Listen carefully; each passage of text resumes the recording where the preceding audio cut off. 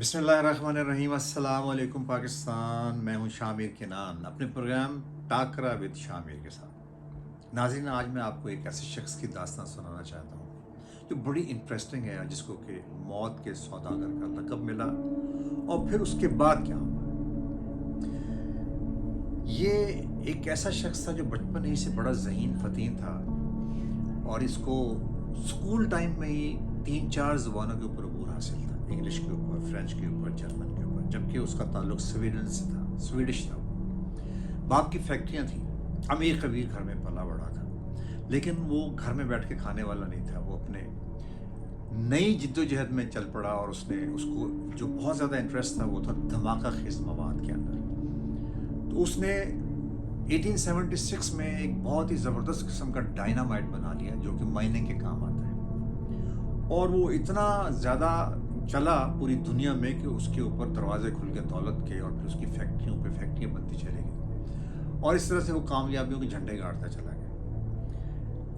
एक दिन उसकी ज़िंदगी में एक ऐसा वाक़या आया जिसने उसके दरो दीवार को हिला के रख दिया, उसके एहसासात और जज्बात के अंदर एक हलचल पैदा कर दी। इंसिडेंट ये हुआ कि उसके भाई का इंतकाल हो गया। उसके भाई का नाम था लुडरिक, और फ्रांस की एक अखबार ने गलत फहमी की बुनियाद पे इसकी खबर लगा दी कि अल्फ्रेड नोबेल का इंतकाल हो गया। जी हाँ, इसका नाम था अल्फ्रेड नोबेल, जिसके नाम पे दुनिया का सबसे बड़ा अवार्ड है।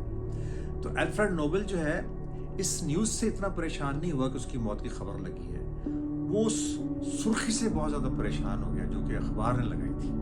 और वो सुर्खी क्या थी? The merchant of death is dead. क्या मतलब? कि मौत का सौदागर मर गया।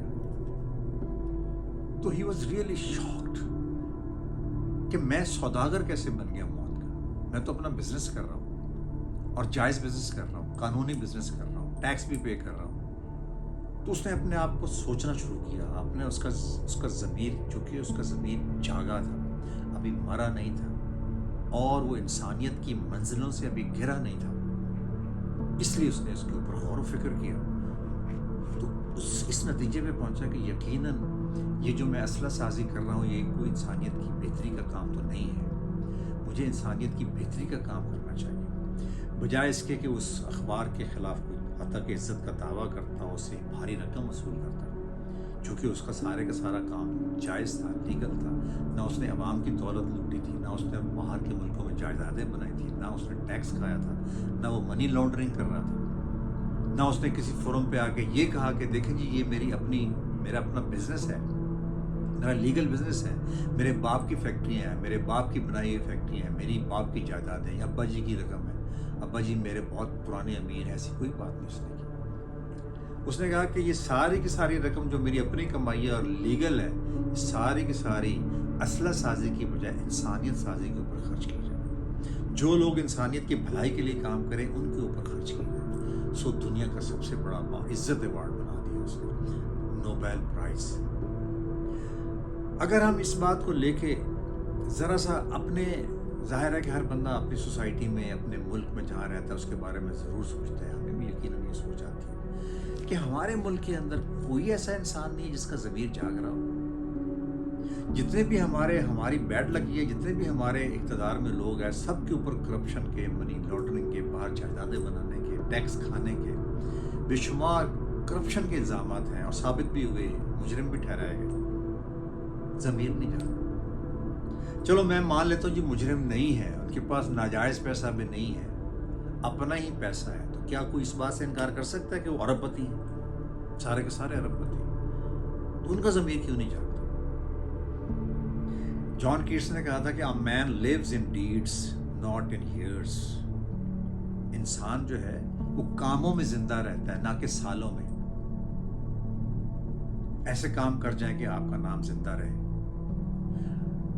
ये वो मक्खियां हैं नाज़रीन, जो कि यहाँ के इंसान को डसती हैं, गरीब आवाम का खून चूसती हैं, यहाँ पे आके वो फलों का रस चूसती हैं बाहर के मौसम में, और फिर जब ख़िज़ां आती है तो ये वापस अपने छतों पे चली जाती हैं। दुबई में, अमेरिका में, इंग्लैंड, जहाँ इनकी छतें हैं, जहाँ इन्होंने बच्चे और अंडे दिए हैं, जहाँ इनकी जायदादें हैं, वहाँ जाके अय्याशियाँ करते हैं। और फिर जब واپس آتے ہیں تو ہم غریب عوام ان کو ایسے ریسیو کر رہے ہوتے ہیں جیسے یہ کالے پانی سے سزا بھگت کے آ رہے ہیں، اور وہ بھی یہ شو کر رہے ہوتے ہیں، یہ بہروپیے، کہ ہمارے ساتھ بڑی زیادتی ہوئی، ہمیں ملک سے نکال دیا گیا۔ کوئی ملک سے نہیں نکالا جاتا، خود ہی جاتے ہیں عیاشی کرنے کے لیے، ریسٹ کرنے کے، ریلیکس ہونے کے لیے جاتے ہیں، اور پھر آگے حکومت کرنے کے لیے تیار ہو جاتے ہیں۔ تو ہمیں عوام کو بھی سوچنا چاہیے، اور ان لوگوں کو بھی سوچنا چاہیے جو اس کے صاحب اختیار ہیں، کہ ہم نے سب کچھ یہیں چھوڑ جانا ہے۔ یہ اقتدار تو کبھی کسی کا ساتھ نہیں دیتا ساری زندگی، اور زندگی بھی بندے کا ساتھ نہیں دیتی۔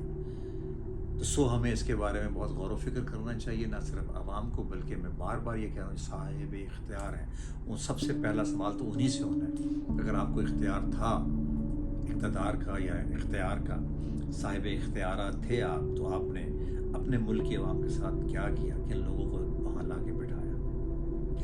آج